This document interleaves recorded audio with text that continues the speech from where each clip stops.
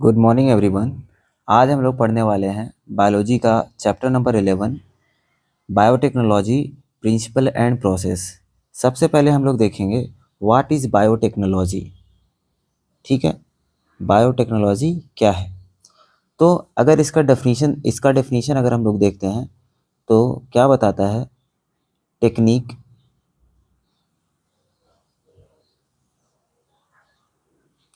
Techniques of using live organism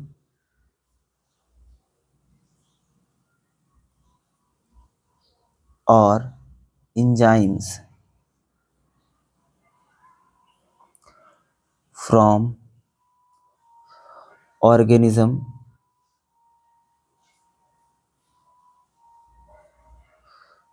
to produce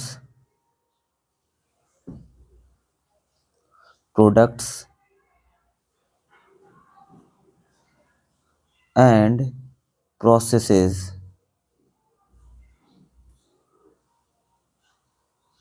useful to humans।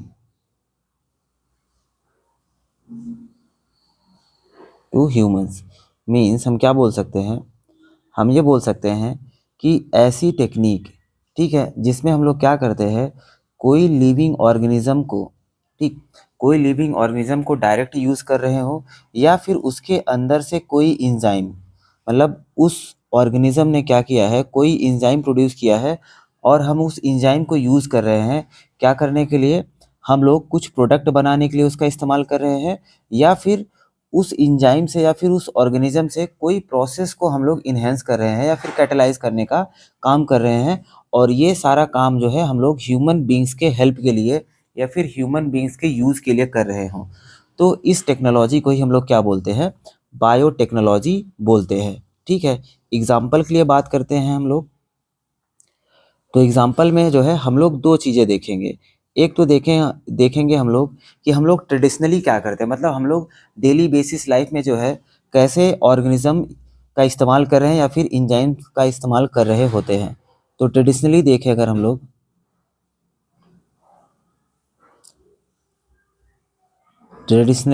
देखें तो हम लोग जो दही बनाने में जो इस्तेमाल करते हैं, आप लोग को सबको मालूम होगा, हम लोग घर पे दही जमाते हैं या फिर हमारी मम्मी लोग घर पे दही जमाती हैं। तो दही में हम लोग क्या करते हैं, दही बनाने के लिए क्या करते हैं, हम लोग दूध में जो है पहले से जो हमारे पास दही होता है उस दही को हम लोग मिक्स करते हैं। तो उस टाइम पर जो हम लोग दूध के अंदर वार्म ल्यूक वार्म मिल्क के अंदर जो है हम लोग जो दही मिक्स कर रहे होते हैं, उस दही के अंदर जो है एक बैक्टीरिया होता है जिसको हम लोग बोलते हैं लैब बैक्टीरिया या लैक्टिक एसिड बैक्टीरिया बोलते हैं।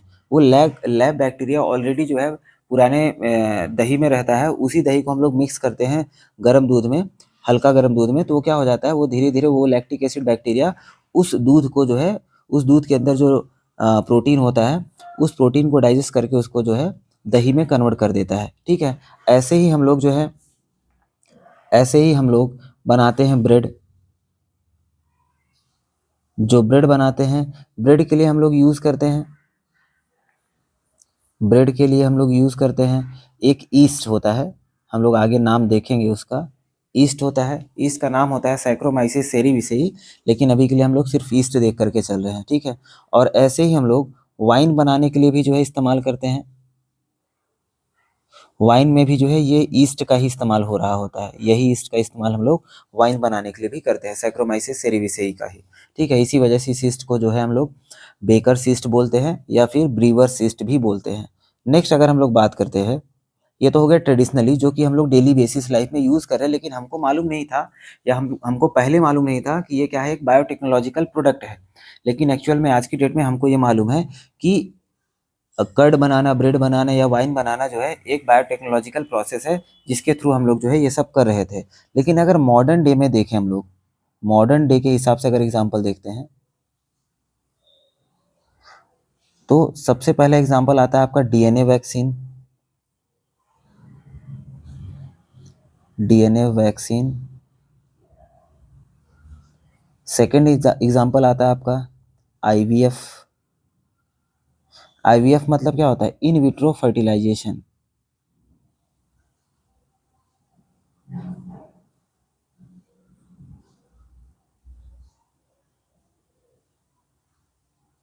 मतलब हम लोग क्या करते हैं इसमें, लैब के अंदर जो है एग और स्पर्म को मिक्स करके जो है जाइगोट का फॉर्मेशन करते हैं। That process is called as IVF. ठीक है, तो ये भी क्या है, एक बायोटेक्नोलॉजिकल ही प्रोसेस है। ये एक नेचुरल फिनोमेना नहीं है, हम इसको बाहर कर रहे हैं और दो लिविंग सेल्स को यूज करके जो हम लोग एक नया लिविंग बीइंग बना रहे हैं। ठीक है, नेक्स्ट है टू करेक्ट डिफेक्टिव जीन्स।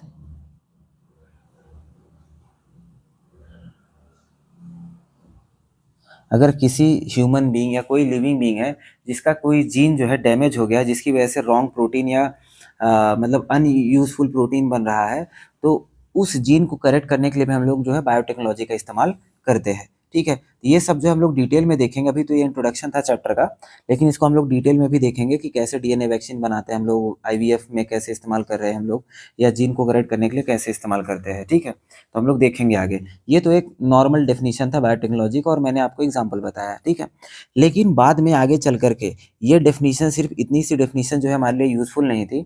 तो यूरोपियन फेडरेशन ऑफ बायोटेक्नोलॉजी ने जो है एक स्पेशल डेफिनेशन दिया हमको। हमारे आपके एनसीईआरटी में जो है मेंशन्ड है, ये डेफिनेशन आपको याद रखनी है। किसने दिया था सबसे पहले ये देखेंगे हम लोग। तो यूरोपियन फेडरेशन ऑफ बायोटेक्नोलॉजी ने दिया था। European federation of biotechnology.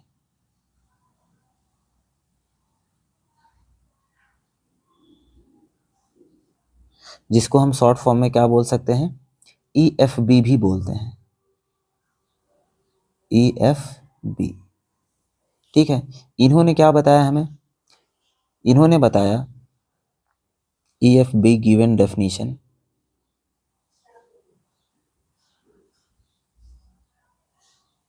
given a definition comprising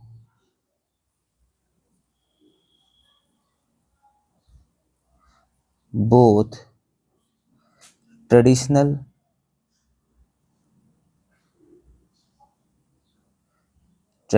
view and modern biotechnology।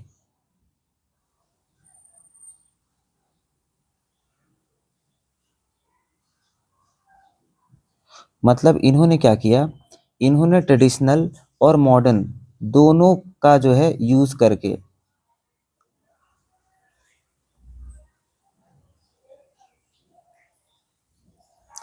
Traditional views और मॉडर्न दोनों व्यू को जो है मर्ज करके या कॉम्प्राइज करके, मिक्स करके जो है हमको एक डेफिनेशन बना करके दिया। क्या डेफिनेशन दिया था, देखते हैं हम लोग। दिया हमको डेफिनेशन जो है, the integration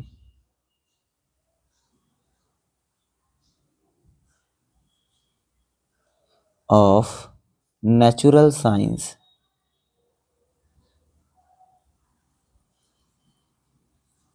the integration of natural science and organism, cells, part thereof, parts thereof, and molecular analogues,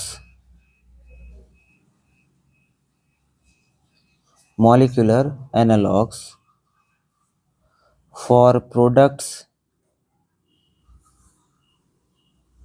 and services। ठीक है, यहाँ पर कहने का क्या मतलब है, ये बहुत ही इंपॉर्टेंट, इसको ध्यान से समझिएगा। Integration of natural science, natural science को साथ में उसके क्या लिया है, ऑर्गेनिज्म, कोई भी ऑर्गेनिज्म या कोई सेल लिया है हमने, या फिर उस ऑर्गेनिज्म या उस सेल का कोई पार्ट देयर ऑफ, मतलब सेल्स का या कोई ऑर्गेनिज्म का उसका कोई पार्ट लिया है, या मॉलिक्यूलर एनालॉग, इन सब का यूज करके हमने क्या किया है, कोई प्रोडक्ट बनाया है या कोई सर्विस बनाई है जो कि किसके लिए यूजफुल होगा, ह्यूमंस के लिए यूजफुल होगा। ठीक है, तो दोनों नेचुरल साइंस, मतलब नेचुरल साइंस का मतलब यहाँ पर ये है कि हमने जो है क्या किया, जैसे आप दही बनाने के लिए बेसिकली जो है क्या किया था, आपने दही बनाने के लिए क्या किया था, दही बनाने के लिए क्या किया हमने, जो है नॉर्मल लैक्टिक एसिड बैक्टीरिया को यूज करके जो है हमने दही बनाया, ठीक है। उसमें हमको ये बेसिक मालूम नहीं था कि हम क्या कर रहे हैं, लेकिन बस हमने दही को दही मिक्स करके जो है काम किया, मतलब दूध में दही मिक्स करके हम लोगों ने दही बनाया। हमको बेसिकली पता नहीं था, लेकिन हम लोगों ने काम किया उसको, ठीक है। तो जो हम लोग नॉर्मली, हमको जिसमें पता भी नहीं है कि हम लोग ऑर्गेनिज्म का इस्तेमाल करके जो है, या फिर हम लोग बायोटेक्नोलॉजिकल प्रोसेस का इस्तेमाल कर रहे हैं, तो उन प्रोसेसेस को हम लोग जो है नेचुरल साइंस बोल रहे हैं यहाँ पर। और साथ में जो है हम लोग कोई ऑर्गेनिज्म या उस कोई ऑर्गेनिज्म जैसे ईस्ट का इस्तेमाल किया हमने, या कोई सेल्स, जैसे ईस्ट क्या है, यूनिसेलुलर ऑर्गेनिज्म है, ठीक है। और ऐसे ही कह सकते हो कोई बहुत सारे ऐसे बैक्टीरियाज होते हैं जिनके अंदर के केमिकल्स को हम लोग यूज करते हैं, ठीक है। तो वही बता रहा है कि पार्ट देयर ऑफ, कोई सेल्स का जो है कोई हिस्सा हमने यूज किया, ठीक है। या फिर मॉलिक्यूलर एनालॉग, मॉलिक्यूलर एनालॉग का मतलब ये है कि मान लो कोई डीएनए है, ठीक है, मान लिया हमने कोई डीएनए है, डीएनए का कोई भी मतलब बेस सीक्वेंस है, जैसे ए जी है, ठीक है। अब ये सीक्वेंस हमको मालूम है कि ये पर्टिकुलर डीएनए के अंदर प्रेजेंट है, और ये सीक्वेंस जो है कोई प्रोटीन, कोई अमीनो एसिड बनाने में हेल्प कर रहा होगा, ठीक है। कोई amino acid, important amino acid बना रहा है ये। तो अब ये ए जी को ही हमने क्या कर लिया, कॉपी कर लिया, और इसकी ढेर सारी कॉपी हमने लैब में तैयार कर ली, ठीक है। तो क्या किया हमने, किसी दूसरे मॉलिक्यूल को देख करके उसी का जस्ट कॉपी बना लिया है, और उस कॉपी को जो है हम लोग आगे फर्दर यूज कर सकते हैं for different types of biotechnological processes या बायोटेक्नोलॉजिकल रिएक्शंस के लिए जो हम लोग इस्तेमाल कर सकते हैं। हम लोग बोलते हैं उसी को मॉलिक्यूलर एनालॉग्स। तो ओवरऑल देखा जाए तो नेचुरल साइंस का ऑर्गेनिज्म या सेल्स या पार्ट देयर ऑफ या मॉलिक्यूलर एनालॉग का इस्तेमाल करते हैं हम लोग प्रोडक्ट और सर्विसेज को बनाने के लिए, ठीक है। तो यहाँ तक मुझे लगता है आपको समझा होगा। अब आगे हम लोग बात करते हैं principle of biotechnology. What is principle of biotechnology, next देखते हैं हम लोग।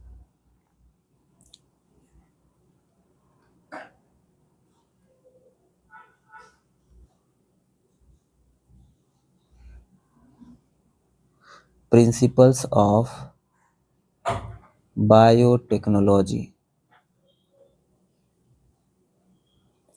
अब बायोटेक्नोलॉजी में बहुत सारे प्रिंसिपल्स हैं, ठीक है, एक एक करके हम लोग देखेंगे। सबसे पहला आता है हमारा genetic engineering.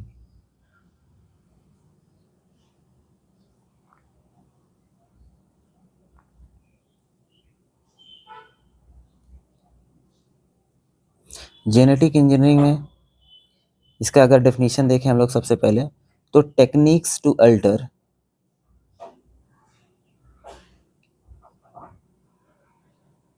Technique to alter chemistry of genetic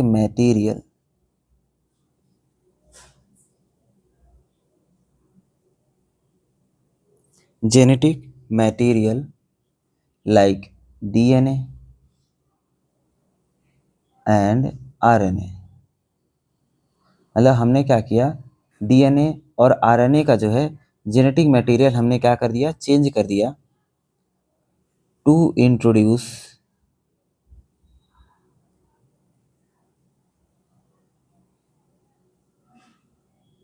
these into host organism। मतलब हमने यहाँ पर क्या किया, हमने ऐसी कोई टेक्नोलॉजी का इस्तेमाल किया जो क्या कर रहा है, अल्टर कर दे रहा है केमिस्ट्री को, ठीक है। किसकी केमिस्ट्री को, जेनेटिक मटेरियल की। जेनेटिक मटेरियल कौन होते हैं, डीएनए और आरएनए होते हैं। आप मॉलिक्यूलर बेसिस ऑफ इनहेरिटेंस पढ़ा होगा आप लोगों ने, तो उसमें जो है what is DNA what is RNA अच्छे से बताया गया होगा, ठीक है।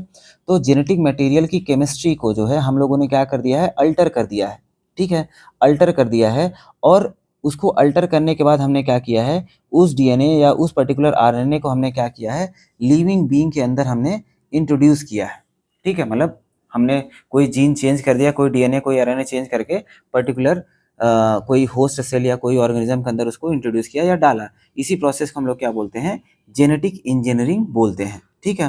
तो ये हो गया आपका एक प्रिंसिपल, ठीक है।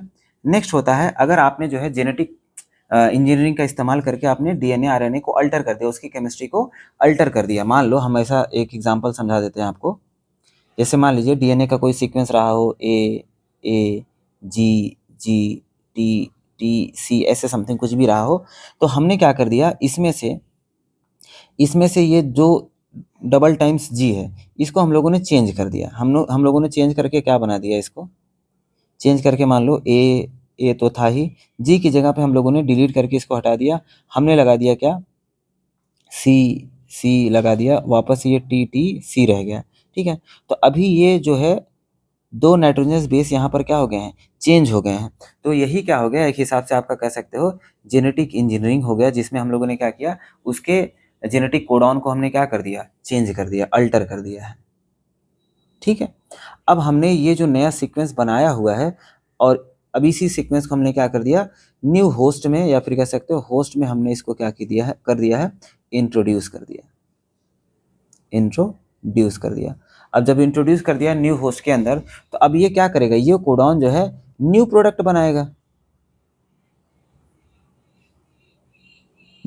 बनाएगा, पहले यहाँ पर जो है, जो भी ये कोई प्रोडक्ट बना रहा होगा, मान लो नॉट यूजफुल था, ऐसा बोल देते हैं, नॉट यूजफुल,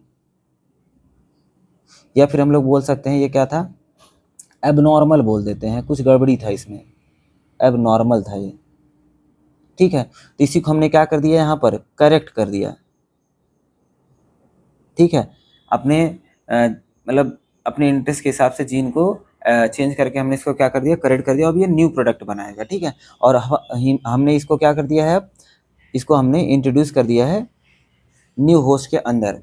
तो अब ये क्या करेगा, नए टाइप के प्रोटीन को बनाएगा। ठीक है, तो अब नए टाइप के प्रोटीन को बनाएगा, नए टाइप के प्रोडक्ट को बनाएगा, तो हम लोग आगे देखते हैं नए टाइप के प्रोडक्ट को हम लोग निकालेंगे कैसे। ठीक है, निकालेंगे कैसे, या ऑब्टेन भी करना होगा ना, नया प्रोडक्ट हमने बनाया तो भाई उसको हमको ऑब्टेन भी करना होगा।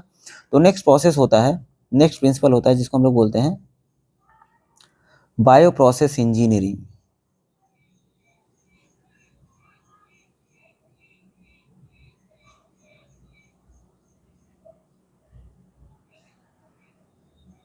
बायो प्रोसेस इंजीनियरिंग बोलते हैं। बायो प्रोसेस इंजीनियरिंग का सिंपल सा ये मतलब होता है भाई, कि हम लोगों ने जो भी जीन को चेंज किया था, ठीक है, जो भी जीन को चेंज करके ऐड करके हमने लिविंग ऑर्गेनिज्म के अंदर ऐड किया था ना, तो अब वो क्या करेगा, नया प्रोडक्ट या नया कोई केमिकल, नया प्रोटीन बनाएगा।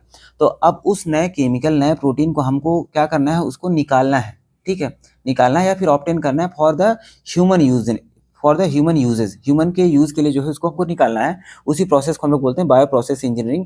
तो अब बायो प्रोसेस इंजीनियरिंग हमको करना क्या होता है, निकालने के लिए, ऑब्टेन करने के लिए हमको क्या करना होता है, तो डेफिनेशन देखेंगे पहले थोड़ा सा। क्या करना होता है हमको, maintenance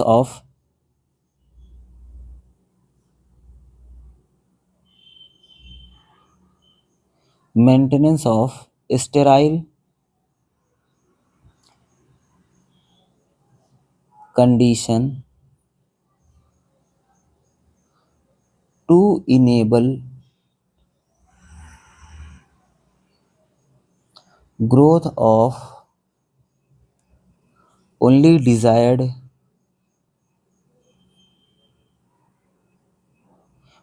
desired microbes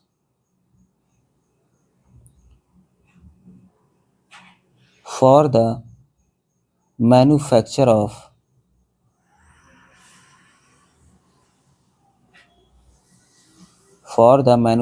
of biotechnological product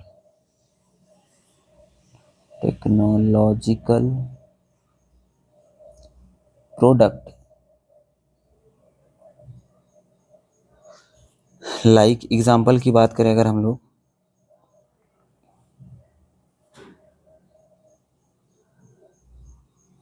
जैसे एंटीबायोटिक बनाया हमने, या फिर कोई वैक्सीन,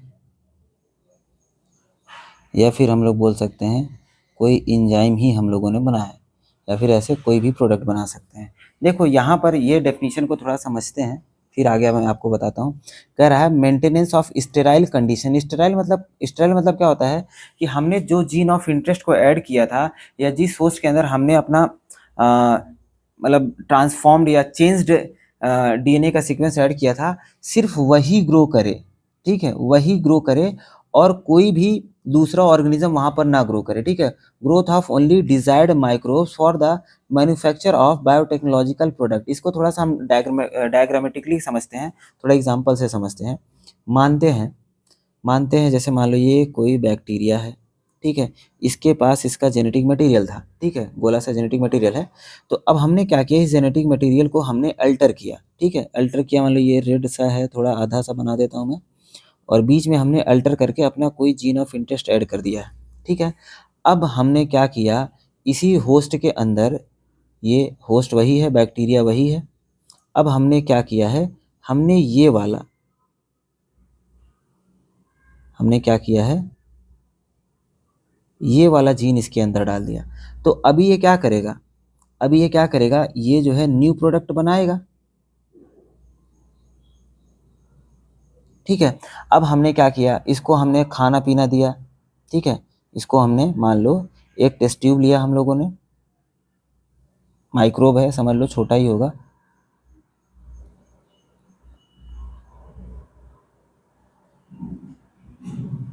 ठीक है, टेस्ट ट्यूब लिया। अब ऐसे ही जो माइक्रोब हमने अल्टर किए हैं, ऐसे ढेर सारे, मतलब ऐसा कह सकते हो ढेर सारे मल्टीपल में होंगे, ठीक है, मल्टीपल में होंगे ये। अब इनको हमने क्या किया, इसमें इंट्रोड्यूस कर दिया, इसमें डाल दिया है, ठीक है। तो अब ये क्या करेगा, जो भी इसको हम लोग जो भी इसको मतलब हम खाने के लिए देंगे, जो भी केमिकल्स इसको प्रोवाइड करवाएंगे फॉर इट्स न्यूट्रिशन, इसके लिए, इसके न्यूट्रिशन के लिए जो भी हम डालेंगे, अगर यही सिर्फ हमने यहाँ पर डाला है, ठीक है, अब मान लो गलती से वो वाला ऑर्गेनिज्म चला गया, वो वाला माइक्रोब चला गया जिसका जीन जो है अल्टर नहीं हुआ है, मान लो ये पूरा सिर्फ रेड वाला ही इसके अंदर अगर चला जाए गलती से, ठीक है, मान लो हमने इस टेस्ट ट्यूब को जो है स्टेराइल नहीं किया, स्टेरलाइज नहीं किया, साफ नहीं किया, और ऐसे ही इसके अंदर खाना पीना डाल करके हमने अपना जो ट्रांसफॉर्म्ड माइक्रोब था उसको डाला, और साथ में उसके अंदर ये भी है, ये भी ग्रो कर रहा है, तो हम अगर खाना देंगे तो ये भी खाना खाएगा, ये भी खाना खाएगा, एक हिसाब से मतलब न्यूट्रिशन जो है दोनों लेंगे। अगर दोनों लेंगे न्यूट्रिशन, तो हमारा जो न्यूट्रिएंट या जो हमने फूड पार्टिकल इसको दिया हुआ है, तो इस केस में तो भाई हमारा ज़्यादा फायदा नहीं हो पाएगा, क्योंकि ये भी खाना खा रहा है, ये भी खाना खा रहा है, तो हमारा जो न्यूट्रिशन जो हम लोगों ने दिया हुआ है वो वेस्ट भी लेकर के जा रहा है, मतलब ये जो हमारा नॉन ट्रांसफॉर्मेंट है ये भी खाना खा रहा है और ये भी खा रहा है, तो अब ये जो प्रोडक्ट बनाएगा उतना प्रोडक्ट नहीं बन पाएगा, क्यों, क्योंकि उसमें ये भी मिक्स्ड है और ये भी मिक्स्ड है, ठीक है। तो उस केस में क्या होगा, उस केस में जो है हमारा जो प्रोसेस था वो उतना यूजफुल नहीं होगा। इस वजह से हमको क्या करना होता है, हमको इसको जो है, इस चीज़ को, ये इस टेस्ट ट्यूब को हमको क्या करना होता है, स्टेराइल करना होता है। स्टेराइल मतलब कह सकते हो क्लीन करना होगा, ठीक है, ताकि हमारा सिर्फ डिजायर्ड ही ऑर्गेनिज्म जो है इसके अंदर क्या करे, ग्रो करे, ठीक है, अनडिजायर्ड ऑर्गेनिज्म इसके अंदर ना ग्रो करे, और हमारा डिजायर्ड ऑर्गेनिज्म अगर इसके अंदर ग्रो करेगा तो हमारा डिजायर्ड प्रोडक्ट भी निकलेगा, डिजायर्ड प्रोडक्ट भी इजीली निकल के आएगा, ठीक है। तो इसी वजह से हमको बायो प्रोसेसिंग में क्या करना होता है, स्टेराइल कंडीशन प्रोवाइड करना होता है हमारे माइक्रोब्स को, ताकि वो क्या कर सके, हमारे लिए बायोटेक्नोलॉजिकल प्रोडक्ट बना करके दे सके, जैसे कि एंटीबायोटिक, वैक्सीन और इंजाइम, ठीक है।